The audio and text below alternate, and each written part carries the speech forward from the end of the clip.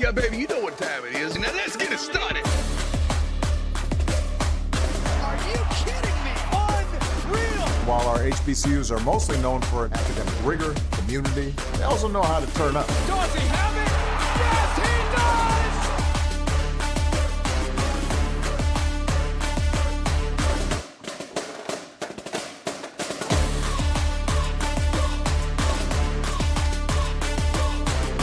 And that might be the knockout punch.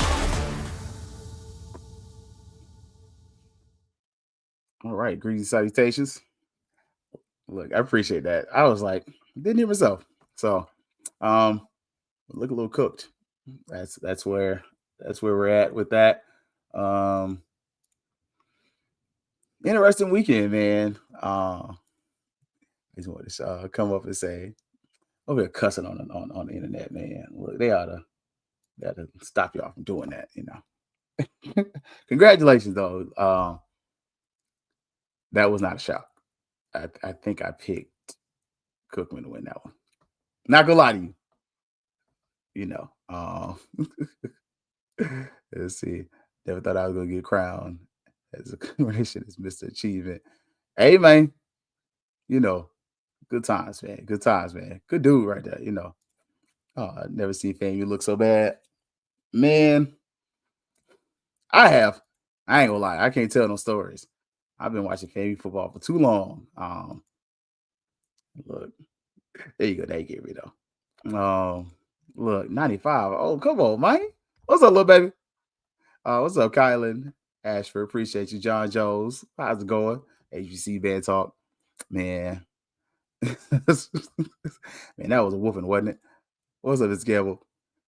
I just here to listen to other people say what I'm thinking. Man, look. We look very cooked. Like, I'll tell you right now, and the post games get harder and harder every weekend. Like, shout out to St. Clair Moraine. If you did not catch the post game, definitely go out there and catch it. Thought I had the little thing queued up for it. I do. I'm gonna move it so that it's in the order I want it to be. Hey, that's what happens when you kind of producer everything. When you missed everything, you know. There we go. So, yeah, catch the post game press conference. It's free 99. It is on the Fangs Up page in its entirety. Y'all know right after the game, all home games. We do our best to make sure we post as best as possible. Shout out to Ryan Kelly from WCTV, man. You know, good people over there, man. Hooked me up, helped me out a little bit. Also, you know, Gerald, the whole crew, but definitely want to make sure I give big special shout out. Ryan from WCTV, man. He's come over and he's been in every game. Just him or somebody from WCTV. So if you haven't already checked out the post game, feel free to go over there, check it out. I haven't re-listened to it. I haven't. Dennis did catch me off guard though. So you will catch that first question. I was standing up and I would probably flick it with my hand somehow, and he picked up on it. So, but yeah, let's see. I had to take a deep breath and sit on the couch slowly. Man, look, that was a whooping. Like, yeah, this has been a week. We got the best vibes at all HBCU Land happening in October. And look, you're not wrong. 1-5 is horrible. Like, look, I try to tell people, I was there for the Earl Holmes era. I was there for Earl Holmes.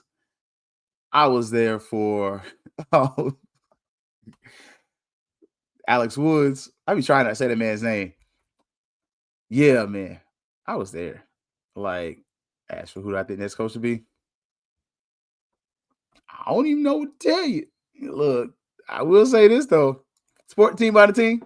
Rattler Boosters definitely were there. If you didn't see the pictures, took some pictures. You know, the current FAMU AD, interim AD, Michael Smith was there. Thought it not robbery, take a picture. Also, got to honor, we'll have a picture of that later on, but got to honor some of the Riley era Rattlers. So I blacked out by the time Alex was I'm telling y'all right now. Also, St. Clair Moraine, y'all can thank him. He asked a quarterback question. So it wasn't going to be me.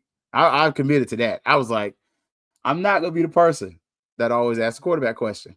I'm not, as a fan, I'm redshirt. I'm not mad at you, little baby. Also, you are so inclined, please donate to the track program. It can be $5, it can be $1, it can be $500, it can be $10,000. We're trying to race to 10K. Please support us as we try to race to the top, man. So, just saying, man. FAMU football is winning the Olympics. Hey, man, I will say, last I saw, mentioning ladies, our ladies volleyball team, they were up 1-0 right now. So check the socials that is on there. I don't know if it's still on Rattlers Plus. I need to double check with Dennis to see if that's a thing. But I had a subscription to Rattlers Plus. I got rid of it when basketball season ended. So for me, I do Rattlers Plus normally during basketball season so I can catch all the games that aren't on TV. But I can't tell you if it's on or not. Oh, and no, I'm not a Rams fan. Hey. This that Xavier Smith, baby. You ain't got these.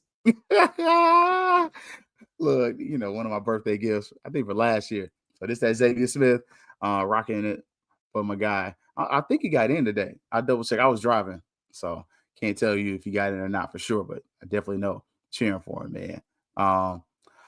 Look, I'm just saying. I'm not gonna say it out loud, but you're not wrong. Like, and I'm just saying. Which look, I don't want to hear that today. They did beat the Cowboys, but at least the Bucks won. Like we got that right. But for those who did attend, it was a beautiful day.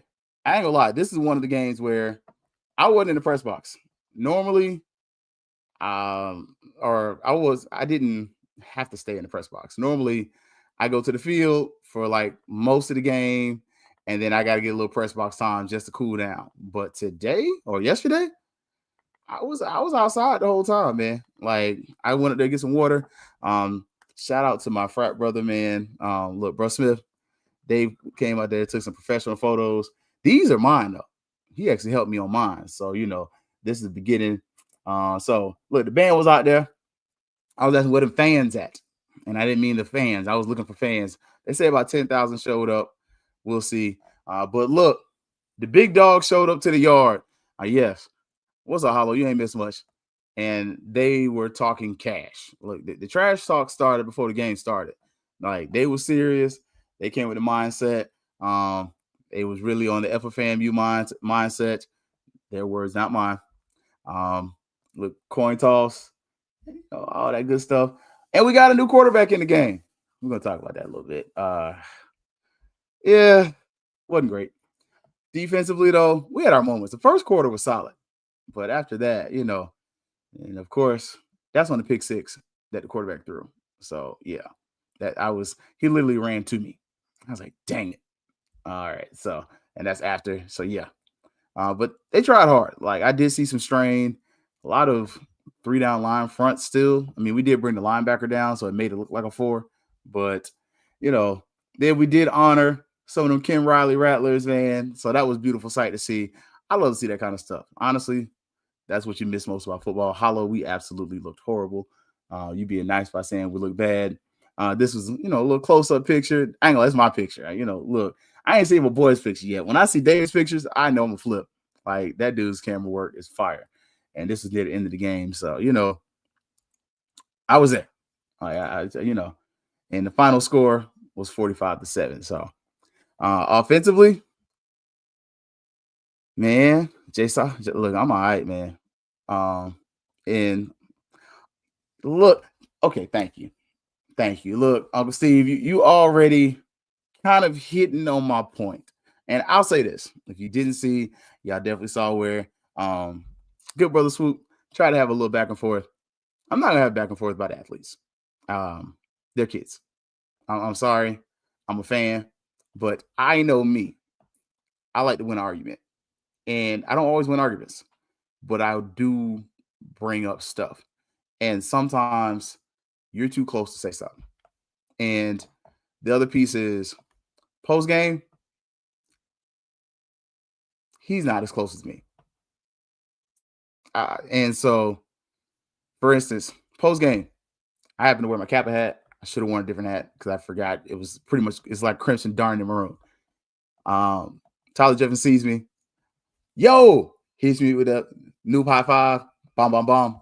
We're good. I'm that close to the players.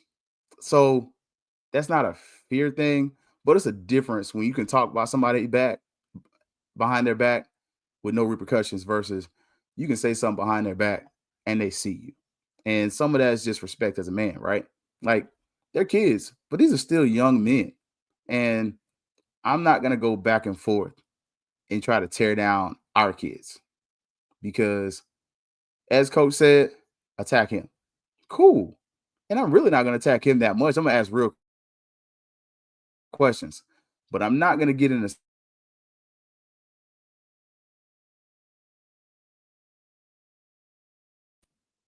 that's just me. I'm not about to tear our kids up. You can ask people to get fired. That's cool. But it's very different, candidly, to demand for somebody to get fired, bang on the desk, and to be in the same room with them. Like, some of that is disingenuous. Like, do I see the same things y'all see? Absolutely. Am I frustrated about it? Positively. Am I going to sit there in front of that man and sit here and say, scream for his job, and then go back in the fact that that dude's giving me enough respect to where I can call him? That lane is different. Like, and you can say whatever you want, but for me, personal relationships matter, right? The fact I can call Coach Cozy, ask him to come on the show, and he'll pick up the phone. That's different for me. I understand the results. He understands the gravity of what's going on, but I'm not going to sit up here and disrespect that man as a man, right? That's different for Keith. You say what you want to, you say how you feel, but Sam Hadley ain't raised that kind of man. Althea Hadley ain't raised that kind of man. I was taught to be respectful. And so what you will see, we may disagree, but I'll never attack. So in that case, that's my elder. I will respect him, even if I disagree with him. But what I will not do is bash our kids and try to drop stuff that maybe I've heard, some stuff you've heard, and not understand that if that kid transfers and leaves FAMU, something I said is something he's got to explain. I'm not going to do that. We just saw what happened to your boy at LSU last year over something he didn't do, then was later on found out to be innocent of. So I'll make sure I address it. And look, I know I don't duck smoke, but at the same point, I'm not gonna make FAMU look bad, especially on a page that says 5th quarter FAMU. We have jokes. I told you we'll always laugh at pain, but I'm not gonna go back and forth. Like, that's just me. So I'll make sure I address it publicly. That way, if you see it, you see it. If you don't, you don't. But I'm not gonna go back and forth in a Twitter battle with anybody. Not when we both supposedly love FAMU. That's not key. Like, so anyways, quarterback wise, Jet looked bad. But at the same point, so did RJ. I think, and remember, if you look back last week, what did I say? We're not going to win because Jet's in the game. I never misled you. You cannot say, well, Keith, you said because we switched quarterbacks, we're going to win. I never said that. I said, I still expect to lose. I expect Jet to look kind of rough. This whole season, he's played 4 quarters this game, 1 quarter against Albany State, 1 quarter against FAU. He's got 6 quarters of football. Do I think he is the end-all, be-all, God almighty quarterback? No. Do I think the defense played different when he was in the game? Yeah, look at the rushing yards. Like, Thad Franklin still averaged about 5 yards per carry. But the running back after him averaged almost 4 yards per carry. Like, go back and watch the game. The rushing lanes opened up. Some of that is because you kind of got into garbage time. I'll own that. But it looked different. The ball was early. Like, I'll tell you the difference between the two quarterbacks in a little bit. But he had his moments. Does he throw 3 interceptions a game, I believe? Yeah. Was one of them not his fault and another interception where the ball hits a receiver in the hands and then gets tipped and intercepted? Yes. Was one of them thrown into the stomach of another dude? Absolutely. I just showed you the picture. Like, there's the other one where one of the receivers who's injured is screaming, the coverage behind me, screaming it's a cover 3, and he throws the ball straight to the safety? Absolutely. I'm not going to look, again, realest guy in the room. I'm not going to lie and tell you I'm right when I'm wrong. But what I will say is, in 6 quarters, have I seen enough to say I probably want to see him again? Yeah. If he put RJ back out there, would I be upset? Not completely. Because guess what? We finally got to see all the quarterbacks. This is what hopefully would have happened weeks ago.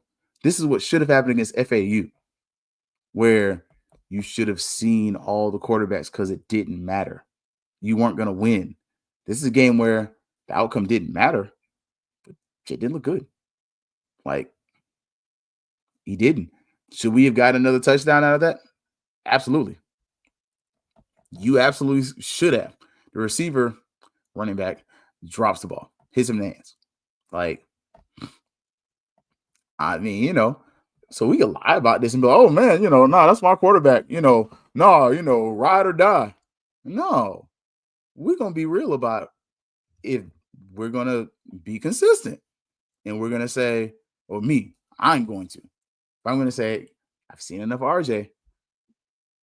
I've seen it a good bit of Jet so far. Now, will I put the caveat up there that this is the second, maybe third best team on your schedule? Yes. North Carolina Central and Alabama State are the best 2 teams on your schedule thus far. We know Jackson's coming. Jackson is coming. Like, so does that excuse it? No. The results are the results, right? Like, we gonna stick to the data. Who has a better passing completion percentage? RJ.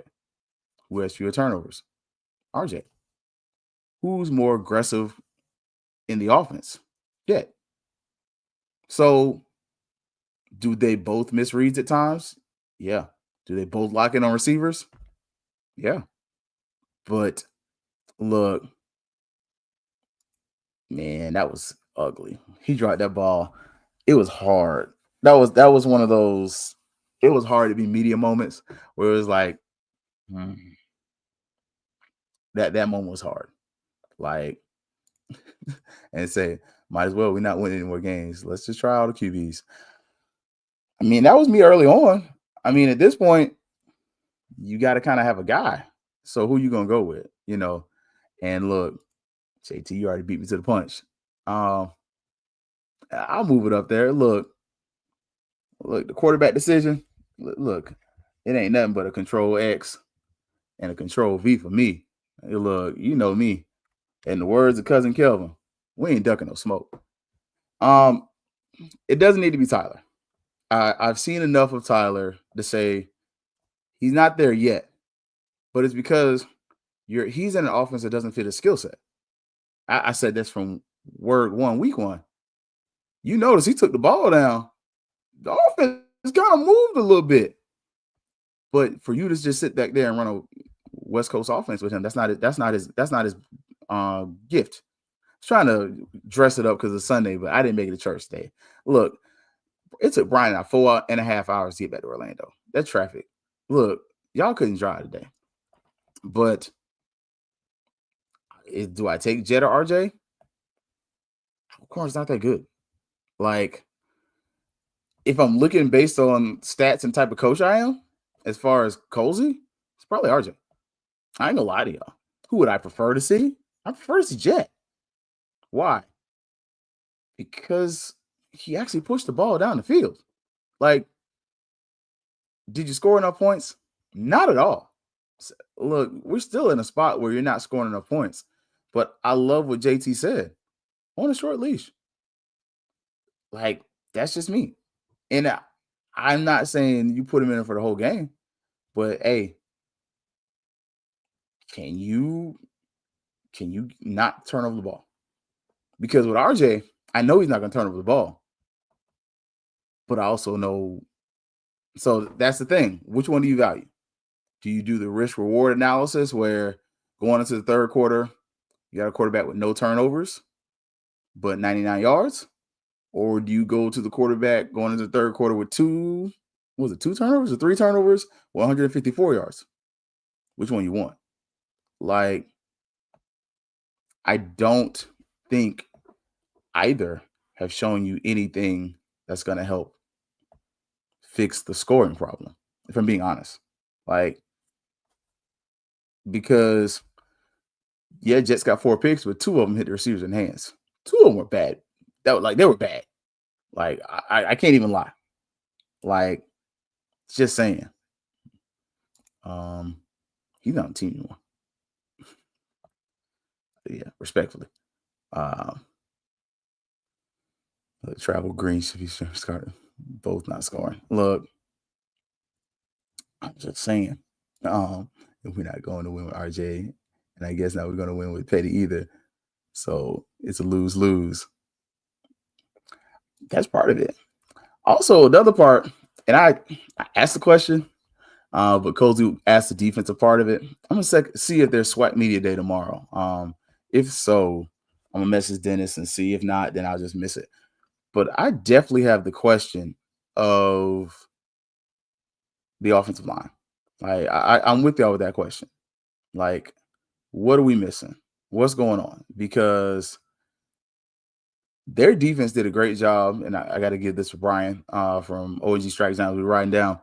I noticed it too, but he said it before me, so I want to make sure I give him credit. Their defensive line got their hands up and tipped some balls. Like, that was definitely a thing. Like, and look, he was. I ain't gonna lie about it. If you're asking me for what I've seen from Alcorn,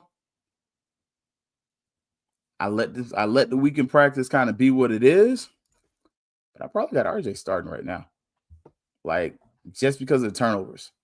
But for both quarterbacks, because Alcorn's not the greatest team, I'm probably trying to still figure it out. And that sucks. Going this late in the season, saying you really don't know who the starting quarterback is, that's not a thing to me. Like, that's just not. And Central is sound fundamental. Central's also leadership's different. Like, one thing I took away from them coaching wise, you never question who the alpha was. Like, Trey Oliver's the alpha. And in the close of that game, you can hear it. But in the media room, we can hear, like, we walk past the other team. So literally, when we're walking to the press conference, you walk past the other team. So when the game's over, you'll see the FAMU players sometimes if you leave early enough. But I'm going to see the other team. And 9 times out of 10, I'm walking side by side with whoever we're going against. And so you could hear Trey Oliver. It was so evident. North Carolina Central was not playing FAMU. They were just playing the opponent in front of them. Didn't matter who the hell you were. They came to do a job. You were a faceless opponent that was in the way of what they wanted to do. And whatever they did against FAMU still wasn't good enough. And that was different. I hadn't seen that in a long time. I don't even really remember seeing that under the Willie Simmons era, except for the championship season, where his last season at FAMU, you played whoever was in front of you. think that's the only time I ever saw that. Out of just, yeah. Trey Oliver made it abundantly clear. It didn't matter if you were FAMU, BCU, TCU. They came to do a job and they came to do business. And that was evident. Like, they played that way. They didn't care if it was FAMU. Once they got that lead and it was 28-0, they were just playing ball. You were just in the way. Like, and you're not wrong. Like, and that's why I said going to the FAU game, I want to see all the quarterbacks. Because that way you can go ahead and be like, this game don't really matter. They're gonna put their backups in anyway. If you look okay against their backups, but if you don't, that's something else. Agreed. He's reading the field, but no turnovers. The only good thing about him. Right. If you could take out the bad traits and put the good traits and mash all these guys together, you have a super quarterback. Like, just saying, Trey had a personal motivation to beat us. I said what it was on HBCU Coach's Corner. Trey is focused on getting the game in hand. Yeah. He took that personal, and it was very clear. They were serious about that. But quarterback-wise, I agree with Uncle Steve. I don't think you have a quarterback. Furthermore, I don't think any of them know the offense.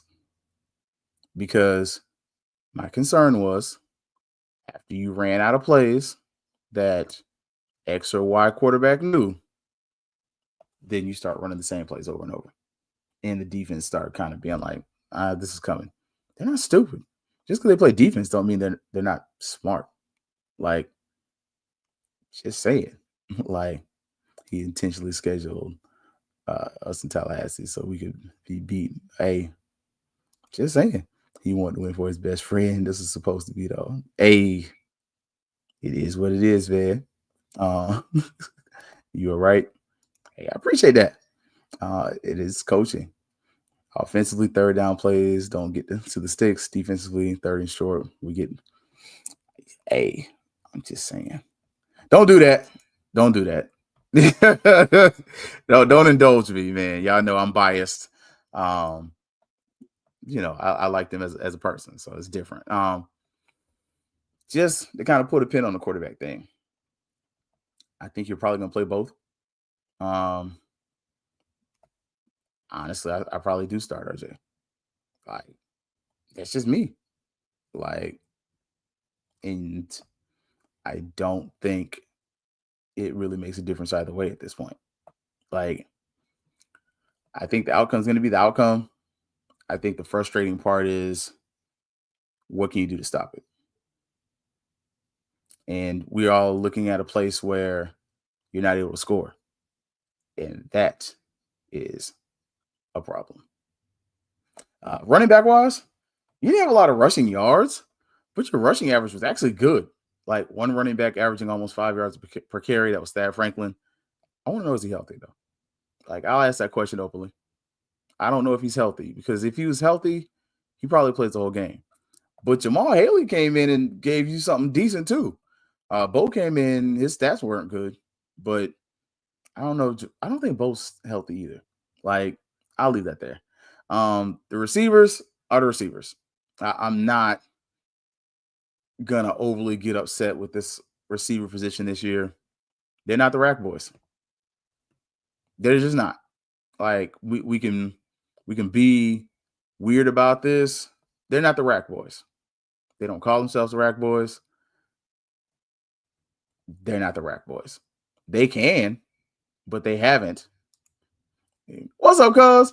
We don't have an OL first and foremost. We also don't have enough consistency receiver with both catches and route running. Hey, don't forget, catch us here and over there. Look, y'all know we're gonna be on here tomorrow. And finally, cousin Kelvin, you opened the door. I think offensive line wise, I want to go back and watch the film. I hadn't got to rewatch it. I'm telling y'all, literally, we drove down.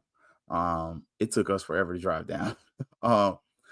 Brian got a nap while I was driving. I wasn't even mad at him. But are we using our tight ends to help block? Like, I'm going to ask this question right now. Our offensive line is struggling. Are we keeping the tight ends back, either as H-backs or on the line to help block? I'm going to ask the question because it seems like we're doing the most basic stuff. Like, Ritter was there. Did we use him? No. Like, y'all know that's my favorite. That's my second favorite running back. Like my second favorite player on offense. Are we using the tight ends to help block? I've asked this question before. We saw this with other staffs. Are you using the tight ends? Because it don't matter if you lose the guy in coverage if the quarterback can't get the ball down the field. And how many times did that first drive, Jet got caught in that? He took some sacks. Same thing with RJ. RJ took some sacks too. Are we using the tight ends? I'm asking the question. I'm not saying we are. I'm not saying we aren't. I haven't gotten to rewatch the film yet. Are we using the tight ends to help out the offensive line? Because that's an easy extra man, at least using to chip somebody. Like, there's 11 guys on the field. There's 5 on the line. If you use that extra man, okay, that's 6, but your receivers should have the speed to still cause some problems, right? Like 6, that's 7, so you got 4, right? So you with those other 4 guys, one of them might be a running back. You can either go empty backfield. So you got 3 receivers at least, right? XY flanker. Like, sorry if I went a little too football-y for you, but I play football. Like, not just some person that talks about it, right? I actually played the sport. Like, you've got 3 receivers that are eligible out there. And if you use the tight end a certain kind of way, you can use him as a guy that can chip and then become an option route. Because what happens then, he chip blocks, he releases, and then that's a little dump off route. And that works excellent for a guy like RJ who checks down a lot versus a guy like Jet who's more apt to push the ball down the field and who's obviously throwing from a lower throwing angle because his balls keep getting knocked down at the line of scrimmage. This is ridiculous that a podcaster is saying this. You've had 6 weeks to see this. More than 6. And this is, I haven't had 6 weeks. I've had 6 weeks. I've been to every home game and the game in Boca. Are you using the tight ends to help? I've seen the tight ends go out on run routes, but are you using them to help block? Are you using to buy time in the pocket? Like, at worst, if you got to use 7 in protection and send out the other, or was it that 7? Yeah, 7 in protection and use the other 3 guys. Do it. Like, do something. Like, one receiver runs a deeper route. Like, run levels. Deeper route, short route, mid-range route. Like, because even with that, you can run play action. That raggedy behind little draw play you like to run works better if you keep the tight end back there and you're running plays like that, because all of a sudden the defense has to come up. They're actually respecting it versus, well, you got these receivers, you got 5 down linemen and the running back. You might be using the tight end. You're probably going to run the ball. Like, the offense isn't imaginative. That's a huge part of the problem. Huge part. Other part is jokers aren't like, it ain't rocket science. Football is a hard sport. It's a complicated sport. But at its core, especially with Florida talent, get the ball to players in space. In order to do that, he's got to have time to do it. I don't care who he is. He can be RJ. He can be Jet. He can be Tyler. He could be Pookie, Ray, Little Pistol Starter, Nuck, Peanut, the whole crew. But whoever the quarterback is, he needs 7 to 10 seconds to get rid of the ball. That's all he needs. You can count Mississippi's. If he's taking 10, it's probably too long. But if you need to use that tight end to block, do that. And use some motion, use some different things, because one of the best things defensively I saw for North Carolina Central, their defensive line was stunned. And I don't mean like Shedeur Sanders' wrist stunt. I mean, before the line of scrimmage, their entire defensive line was shift. And all of a sudden, that changed how you had to block. That changed who went to what gap and different things like that. Like,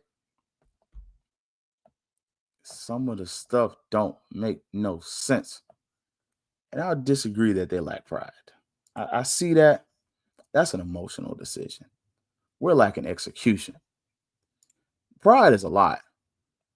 They're frustrated. Them boys don't not have pride in what they're doing. They're not executing. And some of it is falling, a lot of it is falling on the coaching right now. Like, just not executing. You can talk about stuff. We hear about this. They talk and they talk and they talk. But in these talks, we're not getting production, because it seems like in the talking and the conversation, we're looking at the film, we're talking about what's wrong. And that's one side of it. There's a remote right here. It works. Guess what? If I open this up and take the batteries out and I keep using it, hey, the remote don't work. It don't work. The remote don't work. But when I put some batteries into it, I did something about it. What are we doing about it? Are we just talking about it, or are we changing? Because you have the second worst offense in the SWAC. Mid defense, literally middle of the road defense, who probably, if we looked it up statistically, is on the field longer than almost every other defense in the SWAC. Like, you're averaging probably like 10 points might be fair, but I'll be nice and say 11, right? But it's probably 9 points per game. Like, after it probably like 10 or 12, because you got the Albany State game that's really boosting you up, where you score like 30 some points. 11 points per game. That's not going to get that's not going to get it done. Like, third down is problematic. You're still running the defense. Even in garbage time, you're running drop 8. Like, you're showing a 4 down front at times, but you're still blitzing with 3. Like, offensively, we haven't got to the defense yet. I got time today. You're not using your guys correctly. And the things you can do to, I won't say cheat, but to take advantage of the talent you have to give your guys more time, you're not doing. Again, we could talk about the offensive line all day long. What are you doing to help them? I used the joke of an old lady on Thursday saying, help him. Help him. Help the quarterback. What are you doing to help the quarterback? Because helping the offensive line is helping the quarterback. Okay, you're going to lose a receiver in coverage. That's cool. Had to catch myself, almost cussed. Them guys aren't catching the ball anyway. Okay. They're not getting great separation. What are you using some change routes? Are you using rub routes? We see you keep running this effing screen where guys running backwards and doing this and catching the ball and then having to turn and run. Are you doing crossing routes? Are you doing rub routes? Are you doing routes, pick routes? Are you doing routes and running routes to help your receivers get open because they're not getting separation? Either they ain't fast enough or they don't know how to get off the line of scrimmage. And if they're doing all this, doing the Harlem Shake at the line of scrimmage, kill it. At some point, you got to slap somebody. And I'm not saying that to be funny. I'm saying to get off a jam. When somebody jams you, you slap them. You don't slap them in the face. You slap their hands.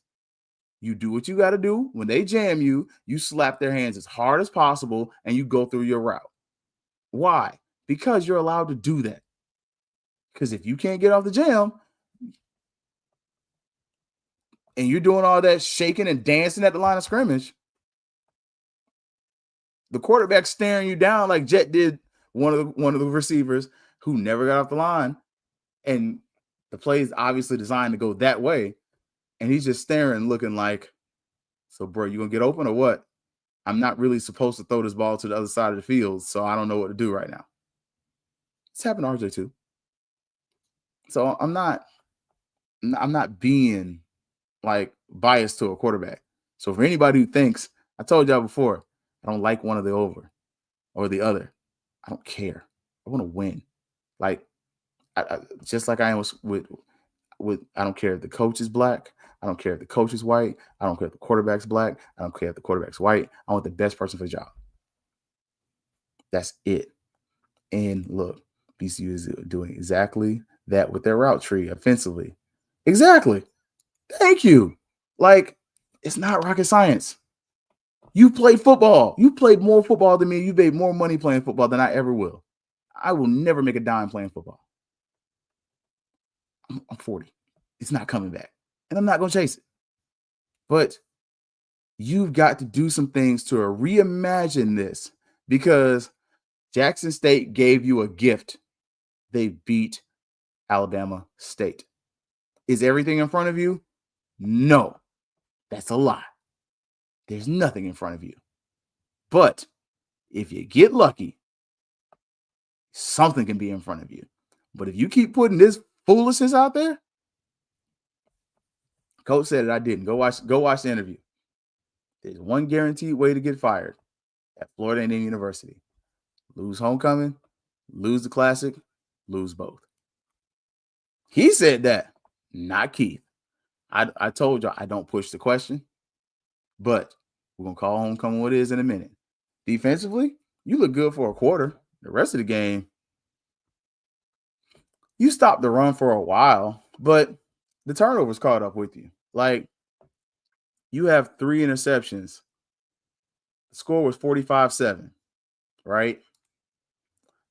They scored on every turnover you gave them, I believe. I might be wrong on one. I think they scored on every turnover we gave them. If not, it was 2 of the 3. We're going to say it's 2. We subtract 14. It's 31. 31-7. If you add that other 7, what's that? 24-7. You got a score of turnovers. Pick 6, absolutely. Look, I told y'all. Look, I hate to do it. He ran to me. Like, literally, he throws the ball, and I'm like, click, click. He literally ran to me. Like, I'm like, I'm not going down here. Yeah, let me get this picture. I ain't gonna make no coin off it, but yeah. Like, I think they scored off almost every one of those touchdowns. In a 45, that's 21 points. That's 3 touchdowns. That's more points than your team is averaging per season. That's nuts. That's absolutely bonkers. They scored more points off of turnovers than this team probably averages per game. So defensively, you look good first drive. You look good the first quarter, honestly. Once that first pick happens, it's over. And once the pick 6 happens, yeah, like, the tackling to me looked better at times, but eventually they got worn out. Like, another side of the ball, you got to do some things differently. Like, we've seen the same defense for the most part. I haven't seen a lot of change.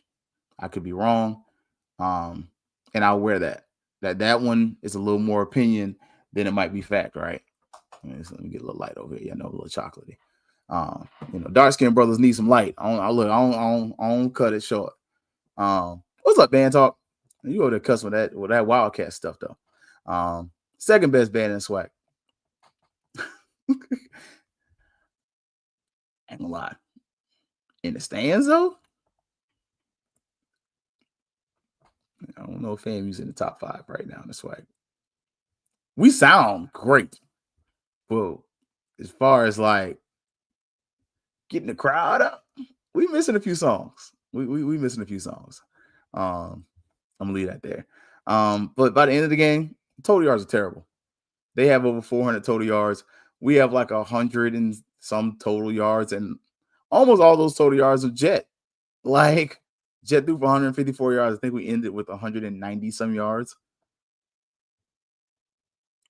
You can argue he should have finished with 230, 240. If you do catch that pass, but that's ifs, right? This ain't horseshoes and hand grenades. This is what it is. It's a bad loss, but it's not a bad loss. It's a horrible way to lose. You lost to one of the best teams in the nation, right? A team that's probably going to be in the Celebration Bowl. You're probably going to You're probably going to see two of the teams on your schedule are likely to be in the Celebration Bowl. And if it weren't for extenuating circumstances, you would likely see three of the teams that are on your football schedule playing postseason football. I'll say that. Not making excuses though. No excuses, Hollow. No, nay. There are no excuses for that kind of whooping. But we will have to rest with the caveat. That's a great team. That's not a game where in Howard I'm really wanting to throw stuff. Howard, I wouldn't throw stuff because that was a bad loss to a bad team that is mid.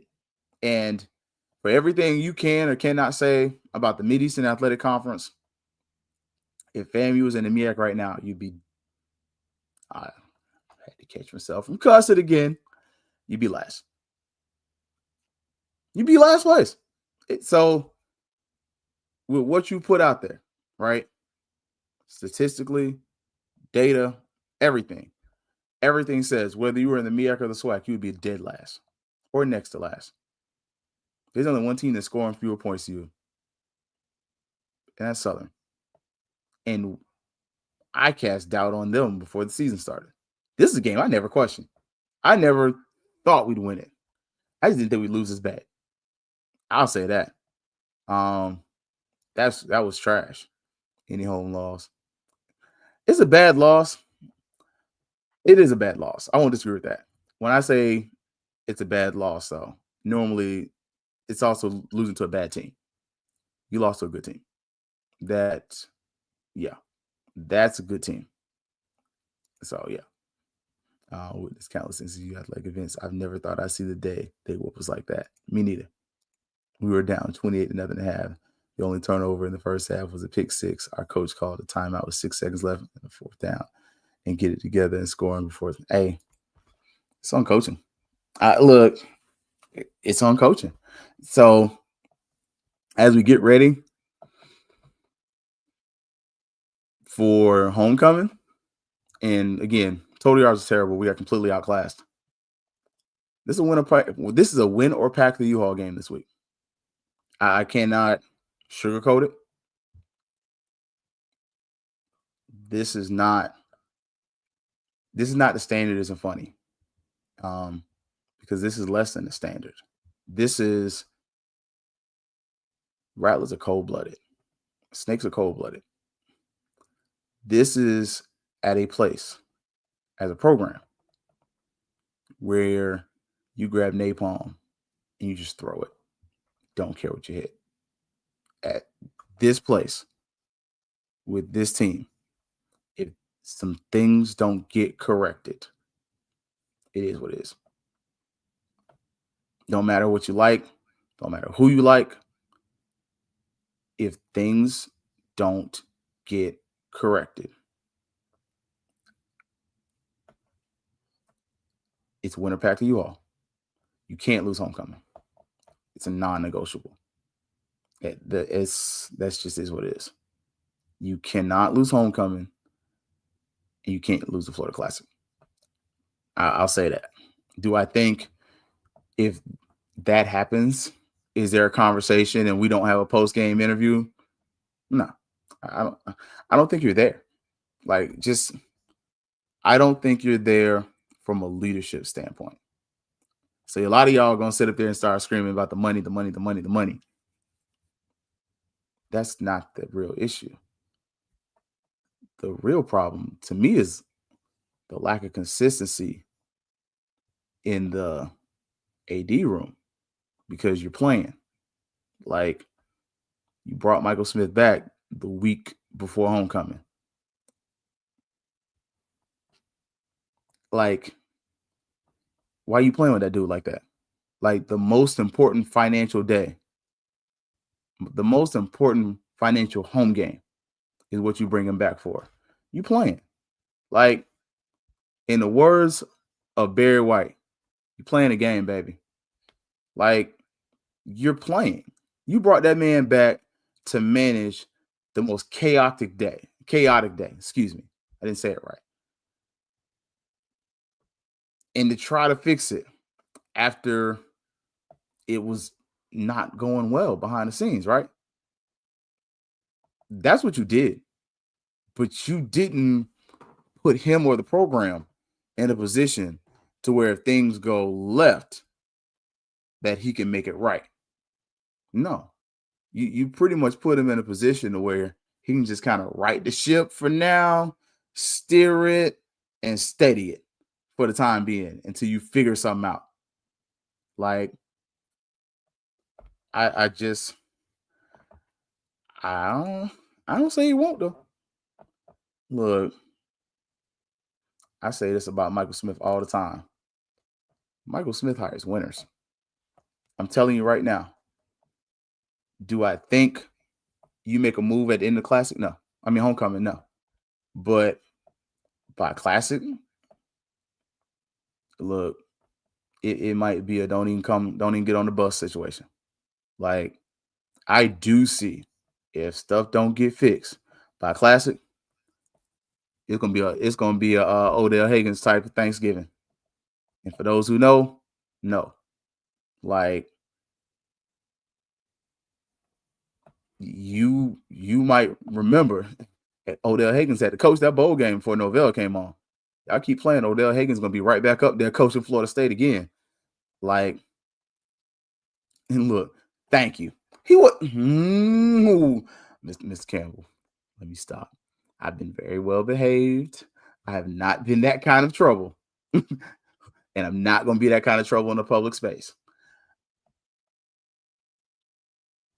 You've had an amazing staff at Florida A&M University pull off the impossible.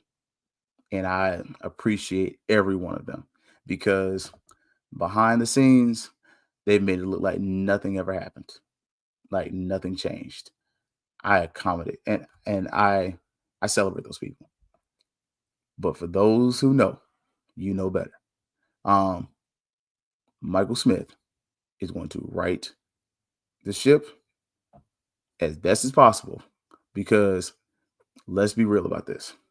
In 1 week, he's literally taking the job. He's over homecoming. He's got to deal with everybody's new budget requests, all the coaches coming to his face and trying to talk with him and meet with him. And on top of that, he got to deal with us.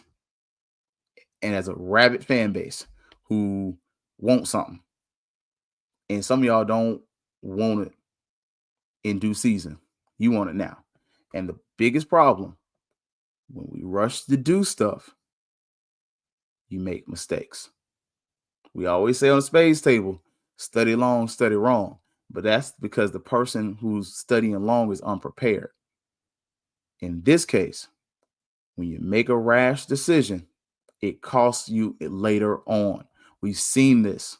This is part of my issue with bringing home any FAMU and as a coach. We did okay with the contract piece. When you look at it, look at Cozy's contract. It did okay as saying if he got bought out. You learn from that part. You didn't do good on the part of if he didn't win out. Because if you do something to get rid of that brother, you got to take care of him financially. You can fire people without cause. That don't mean you don't have to pay them. Like, you got to pay people. That man still owed his money. I don't care win, lose, draw, or nothing. You still got to pay that man. And it's best to make the right decision for him and the university. Like, just saying, look, people are going to, around the interim AD, we have to have our permanent place. Hey, like, we got to have, if it's going to be Mr. Magic made some good hires. If it's going to be Madam AD's made some good hires. But whoever it is, they got to be in a position where they can pull whatever trigger they want in the right way. Because I'm not going to sugarcoat it. I don't want to wake up and look at the news and see FAMU's getting sued by another coach. I've seen it too many times. I've seen it where Earl Holmes was suing FAMU, Clement Johnson was suing FAMU. We've seen this person sue. We've seen FAMU get sued by 4 or 5 coaches. And part of it, you didn't do it the right way. And some of them should not have got the job in the first place. I'll say that. CJ should not have got the job. You were not, as a university, prepared to do the things to help him succeed. You weren't that financially committed to basketball to help a coach that was coming into what we were at the time succeed. Earl Holmes probably wasn't ready yet. Being honest. Has he gotten a coaching job as a head coach at college somewhere else? Good dude? Absolutely. So when you're looking at this, right, whatever you're going to do it the right way. Do it by the contract. Because as a FAMUan, I'm sick of our name being in the radio, in the mail, and in the newspaper for foolishness. Because we all know the second it says FAMU on it and it's some bad news, it's on the front page. Like this weekend for homecoming, I'm waiting. I'm waiting. I've seen the and I'm gonna give you this one, Marva. This is a move. This is what you do. Again, I told y'all Marva gonna do what she can to make people happy. Make an announcement. There will be an increased police presence at FAMU's homecoming. Don't be silent about it. Be in front of it. Because what does that do? That does 2 things. One, shows you paying attention. You may not know what is going on. You may have just got it from Fangs up. Whoever got Marva's number, one of y'all got a number, text her. Hey, announce there will be an increased police presence at Florida A&M's homecoming. You can even word it like this. Due to the happenings around the college landscape. So that way you're not just singling out HBCUs, right? Because LSU had a shooting too. So due to the landscape around the homecoming at colleges, other colleges and universities, in a precautionary measure, Florida A&M University will increase the police presence at its homecoming. You will see additional armed and unarmed police at Florida A&M University's homecoming for the safety of those in attendance. You ain't got to pay me for that. That's free. But again, that's the PR game. You send that to Marvel. And guess what? Have more police there. Get an extra 3. Because I don't know if y'all notice, you literally have 3 officers and 4 officers standing next to each other, shooting the breeze and talking to each other and talking to the fans. And they know you and they don't know you. Put extras on Perry Street. Put extras in the area and have a few extra TBD. Just roll around. Just ride around. Flash your lights a couple times. Whoop, whoop. And just to let you know. That's some of the police. Like, that's just preliminary stuff. And all of a sudden, you put it out there for the masses and you put it out there for anybody else. And that way, you make it known. Hey, we got extra popo out here. Like, we don't want smoke, but you don't want no smoke with me. I'm running a tight ship at FAMU. Step 1. That's how you get ahead of that. Because you need to be ahead of that. Like, and that helps you win over the people. And then make an announcement of a permanent athletic director before the Classic. Don't wait till after the Classic. Before the end of October, either piss or get off the pot. Either Angela Suggs is coming back or she's not. And if she's not, I hate it, but it is what it is.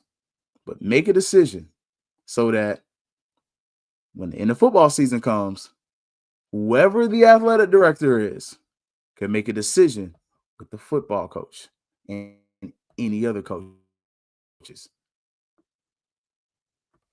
That way, when it moves forward and it keeps going on,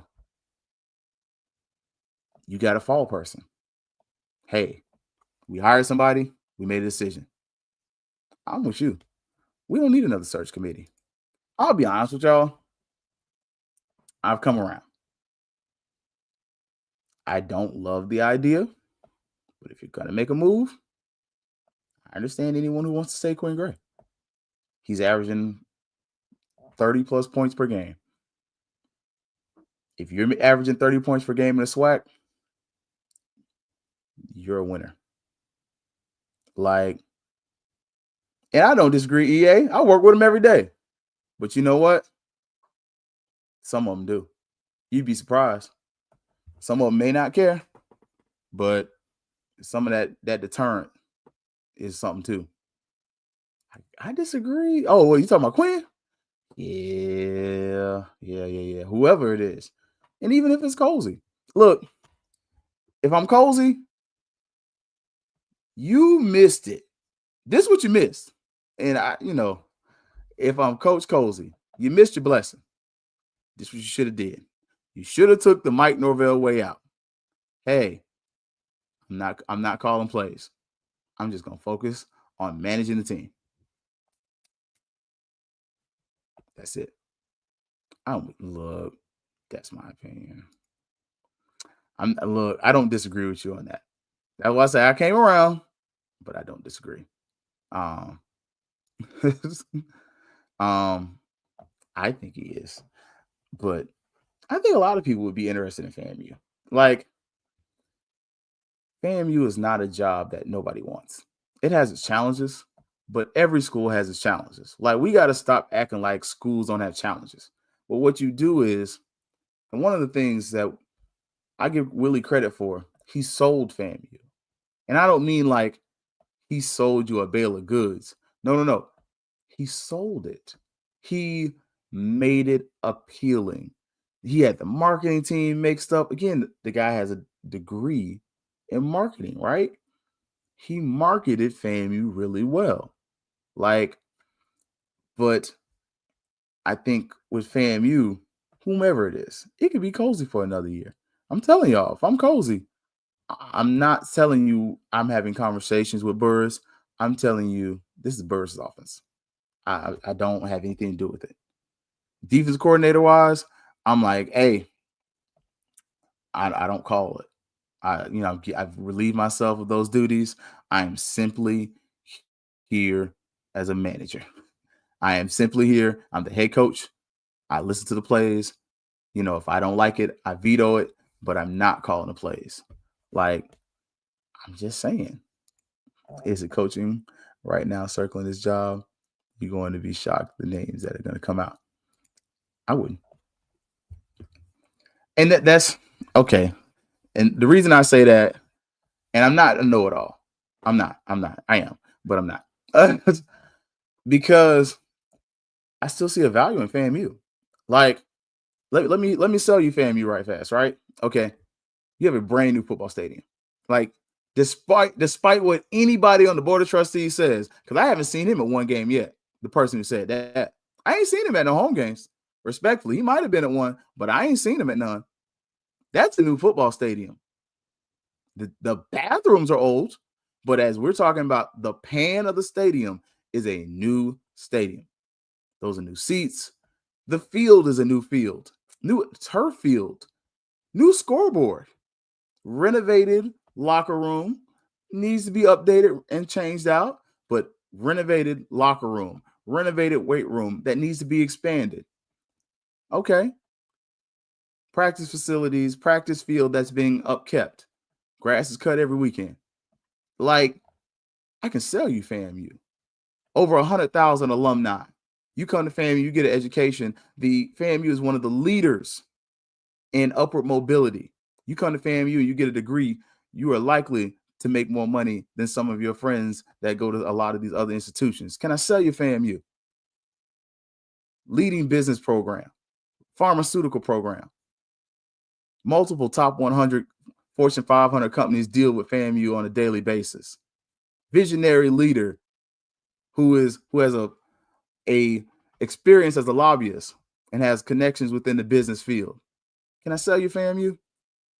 Number one public HBCU, how many years in a row? The only HBCU in the state of Florida. Can I sell you FAMU? And if I sell it to you, will you buy it? I'm just saying. You come to FAMU, the coach's salary for Florida A&M exceeds that of even those of North Dakota State University and other institutions. Can I sell you FAMU? One of the highest attendance yearly in a stadium that seats less than 20,000. We are still routinely in the top 10 in attendance. Can I sell you FAMU? Will you buy it? That's what I'm talking about. We're still desirable. It's still a good program. And notice, when I said that, I didn't say nothing bad about nobody else. I didn't make your program smaller than mine because guess what? I could say you Jackson State. I could say you Cookman. But I think if you come to FAMU, it's just a little bit better. I'm going to tell you what my previous poll mark, he's the son of a Wildcat, Lyndon Carter told me. He told me this about Kappa. He said it's better on this side. And when I crossed, he said, it's better on this side, isn't it? And I said, yeah, it is. At FAMU, you go across those train tracks, it may not always look it, but it's better on this side. And that's how I sell you. Like, can't leave out that last part. No coach is saying that part. Hey, I'm just saying. Like, hey, JT, look, we want all that can make the scores. And if you can't make the scores, go to community college and come on back. Look, that's how a lot of your favorite people got to FAMU. I got it twice. But I think FAMU is still a place worth selling. And I think it's a place that's worth having. And I think any coach would want to be here. And I think Cozy wants to be here. I just don't know if he knows what the fixes are. And I don't know if he hasn't overly internalized it, right? Is he reaching out? Has he called somebody else? Has he phoned a friend? Because if he hasn't, I deplore and I encourage, call a friend. Call somebody and say, come look at this film. Tell me what we're not doing right. Help me. Because I will admit it.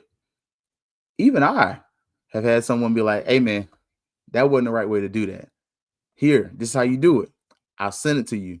Fix it so it looks like this. That happened recently. I said, man, I appreciate it. Okay, look. And I fixed it. Like, folks want this job, regardless of what comes out from the FAMU folks. And the other piece, FAMU folks, we got to sell this job. We can't be so divisive, right? We ain't gonna always agree on everything. But I think if we keep selling it, because that culture is different. You got a potential coach that's interested in FAMU, this is my move as an athletic director. If they're off this week, invite them. Give them a seat somewhere. You just bring them in. You can give them a ticket too. Don't give them a lanyard. Give them a ticket. We saw Ron Dugans at the game this weekend. I ain't say nothing. You know now. But Ron Dugans also went to FAMU DRS. Don't necessarily want him as a head coach, but okay. That's what you do. You bring people in, let them come for homecoming, and say, this is homecoming. If you can win, this is what every game's like. And that's what I sell you. Because you remember that first night game, Club Bragg? That was Albany State, and it was lit like that. Oh, what is it like when FAMU's winning? You got most games like that except for the one right before homecoming. This week we had 10,000 allegedly, and that's the week before homecoming. And locals know y'all don't show up the week before homecoming. That's the game to really go to. You can get in and out, hit up Paris Street, no problems. But this week, it's gonna be lit for 7 days. Hey, I'm leaving my 5-star here at the house. I ain't gonna lie to you. I ain't gonna even go. My 5-star ain't gonna make it to Tallahassee. Y'all ain't gonna have me drunk in the street nowhere. Like, like we're only playing $250. The guy I know want a job. No problem with that salary. A lot of people want a job. Problem with that salary. Again, HBCUs. Scotty said this.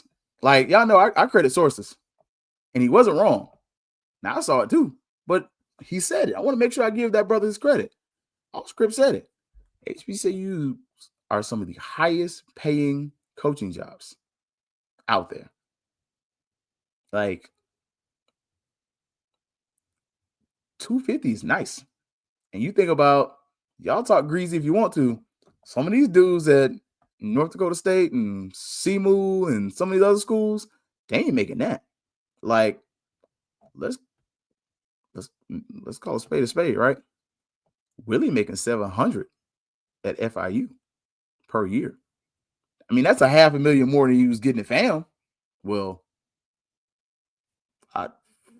400,000 more. If we're gonna be technical, if you know my line, then you know. So, just saying. Look, even Cozy's contract. If Cozy can work this out, I'm just saying. If a miracle happened and you make it to Celebration Bowl, Cozy can still make 300,000, like 350. Like, if you win at FAMU, you're making darn near 400. Like, that's a lot. That's a lot, especially at this level. That's a lot of money. So FAMU is more than desirable. But the question is right now, are we cooked? Probably. I can lie to you. I can be real. Had the players given up? No. I'll say this. And as someone who stands on the sideline and looks at those kids, and I hate to give you the look in their eyes thing, but when you look at them, they're frustrated. These kids haven't given up. They don't not care. They're just frustrated. And for them, they're trying to be good soldiers. And when I say that, I don't mean like military wise. I mean, they're trying to do what they're told to do. And they're trying to do it the right way. They're trying to make people happy. They're trying to appease everyone. They're trying to appease me. They're trying to appease their families, their coaches, all of us other fans. And I said us other fans. I included me. But they're not winning. Like, they don't not care. They don't lack passion. They're just frustrated. And all of us have been in a place, whether it's in your friendship, your marriage, your workspace, where you've been frustrated, stuff's not going right, and you don't have the answers. That's what those kids are. And they're young men. I shouldn't say kids. Kids are goats. Those young men are in a place where they're frustrated. And they don't know what to do because they want to win. They put in the work. They go to the gym. They study film. They go to class. Like, Cozy has those boys going to class. Cozy's APR is going to be solid. Like, if something happens to James Cozy, your APR scores and woes will not be his fault. He has raised the ceiling in the classroom. But again, I've made this comparison many times over. You left a Butch Davis and you got a Randy Shannon. And we all love Randy Shannon. But why did Randy Shannon get fired from the University of Miami? Because he wasn't winning. Nobody gave two pisses about the fact that he fixed the culture. He got those kids' grades up. He got the APR score right. They just cared that he wasn't winning. Butch Davis, them kids didn't go to school. But they won. And that's all they cared about. And they won championships. So, on this one, right now, I need Cozy to win.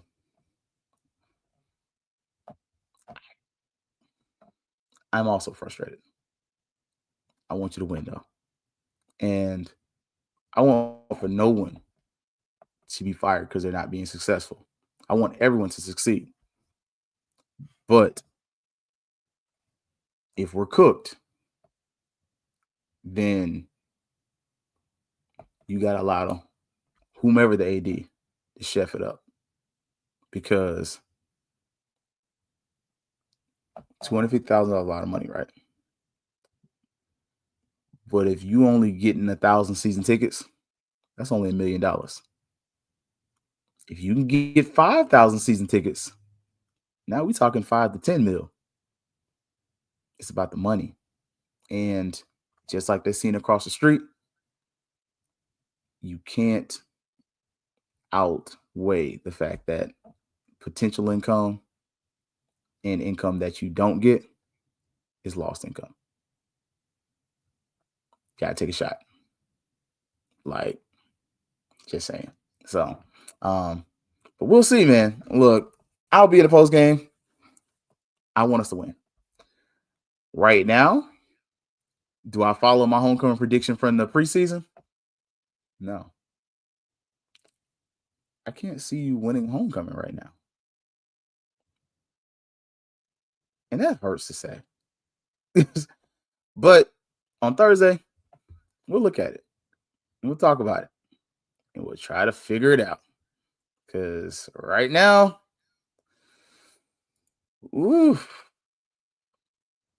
Tallahassee is going to need some change. And I'll say it like this. Y'all do a lot of talking about what go across the tracks. And how can they afford $60 million to buy him out? They can afford $60 million to buy him out because football makes hundreds of millions for Tallahassee. I don't care what your affiliation is. I say it once, I say it twice. I'm from Tallahassee.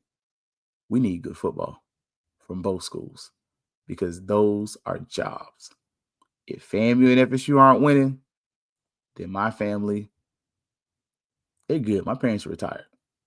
But some of my friends, they don't work. They don't get the money they get. They don't get them bonuses. Some of your college students suffer. They literally depend on football Saturday to pay their rent. We need good football programs in Tallahassee because you are dependent on football and the state government. If you lose one of those two things in Tallahassee, we're in real financial problems as a city and as a region. Those universities are so important to Tallahassee. I've worked at both of them. And I can tell you, I worked at IMAX Center Homecoming. Club space filled, and we had a nice little check that night. But I'm telling you now, homecoming, easily millions of dollars. If I'll say it like this, any coach who wants to win and who's serious about it, you come to Tallahassee. Make sure you win and win homecoming because you play around. And the mayor will help buy you out if you mess around the wrong way. It's that much money for the city of Tallahassee. All right, y'all. Y'all know I love you to life. Look, everybody I see post game, appreciate it. I didn't get to see many of y'all this week. Again, big shout out to Ryan Kelly. Look, WCTV Channel 6.